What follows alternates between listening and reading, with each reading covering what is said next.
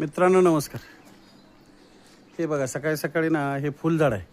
देवासाठी जे फुलं घालायला आपण वापरतो ना, पण ह्याच्यावरती ना खूप मोठं हे फुलांना खाण्यासाठी हवं आहे. दिसतो का किडा कसला मोठा आहे बघा. हां, सगळ्या फुलाची ना पानं खातो तो. आणि त्याचं बघा हे बघा खाल्ल्यानंतर हे लेंडे अशा पडतात. पण ही किडा बघा किती मोठा आहे, दिसतोय का? तर अशा झाडाला जर वाचवायचं असेल ना मित्रांनो, तर याच्यावरती थोडंसं गोमूत्र जर शिंपडलं बाटलीत घालून, तर ह्या किड्यापासून संरक्षण होऊ शकतं आणि रोजच्या रोज देवाला घालायला तुम्हाला फुलं मिळतील.